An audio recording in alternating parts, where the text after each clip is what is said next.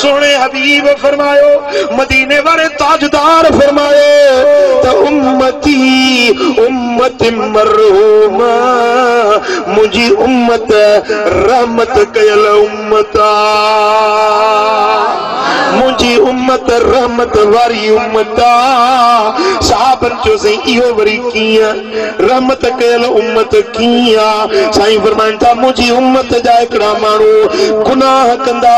गुनाह कंदे कंदे गुनाहन जा अंबार खणी मरंदा कब्र में वेंदा त गुनाहन जा बोझ गड्डू हुंदन पर जडे क़यामत जे ॾिहाड़े में कब्र मां उथंदा त उन्हनि जे दफ़्तर में हिकिड़ो बि गुनाह बाक़ी न हूंदो बुढ़े समझण जी ॻाल्हि आहे उन्हनि गुनाह कया गुनाह कमाया गुनाह खणी वञी कब्रनि में सुता हाणे कब्र में न इबादत करे सघे न रोज़ो रखे न निमाज़ पढ़े न तिलावत करे न दुरूद पढ़े न ख़ैर ख़ैरात करे भला इहे गुनाह बख़्शा कीअं विया माफ़ी कीअं मिली बोझ खणी कब्र में आयो निकितो त हिकिड़ो बि गुनाह न आहे इहा माफ़ी उनखे मिली कीअं मदीने वाले साईं फरमायो ते ॿुधो जॾहिं चेरा माण्हू दुआ था घुरनि उन्हनि चेरनि जी दुआ मैयतनि ताईं पहुचे थी उन दुआउनि जे सदके रब मैयतनि खे बख़्शे माफ़ करे थो छॾे सुभान अल्लाह इन जे लाइ हुकुम आहे शरीयत जो त तव्हांजा जेकी अज़ीज़ फौत थी वञनि अबो मरी वियो अतो गुज़ारे वियो अमर जी जल वफ़ात करे वई उन्हनि खे विसारे न वियो पर उन्हनि जे लाइ रहमत ऐं मग़फ़िरत जूं दुआऊं घुरंदा कयो तव्हां जूं दुआऊं उन्हनि खे कब्र में पहुची थियूं वञनि जेॾी महिल चेरा इंसान मैयतन जे हक़ में दुआ था घुरनि मुझे लजपाल नबी फरमायो त इहा दुआ उन मैयतन के कब्रन में नफ़ो ॾिए थी फ़ाइदो पहुचाए थी उन्हनि जा गुनाह बख़्शाए थी उन्हनि जे दर्जन के वधाए थी उन्हनि के कारे ज़िल्लत खां जहन्नम जे खूह खां कढी जन्नत जे बागन में पहुचाए थी छॾे मुसलमानो जेॾी महिल बि दुआ घुरो था न हिकिड़ी दुआ पंहिंजे अबे ऐं अमर जे लाइ भली चेरा आहिनि त उन्हनि जे सिहत आफ़ियत जी दुआ घुरो जे फौत थी विया त उन्हनि जे मग़फ़िरत ऐं रहमत जी दुआ घुरो जेॾी दुआ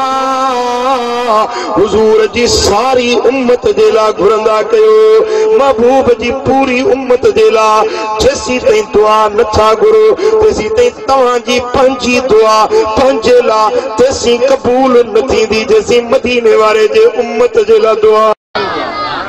सुभान अल्लाह मुझा दोस्तों त मैयतन के फायदो पहुचाइण चाहियो था त पहिरीं भली ॻाल्हि अशरफ ऐं आज़म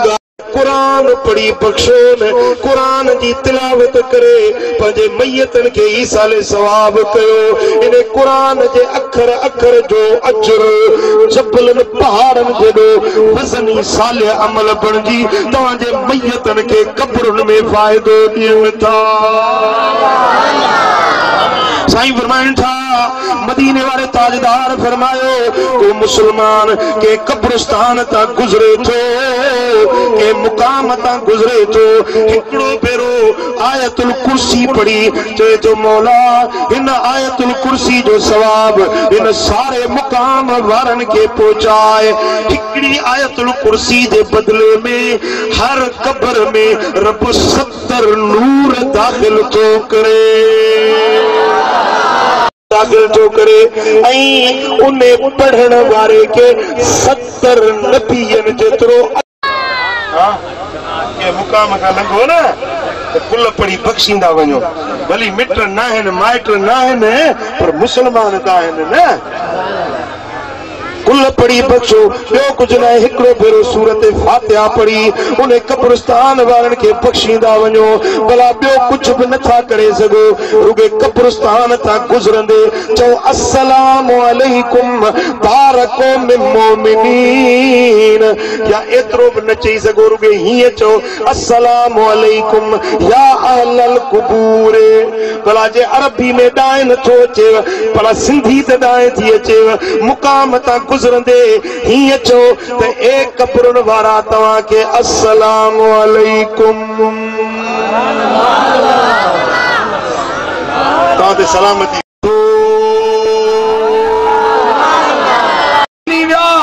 छाजो ख़त्मो छाजी ख़ैरात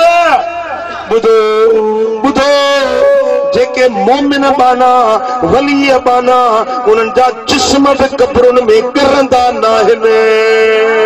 जिस्म बि सही सलामत हूंदा आहिनि पर मुजरिम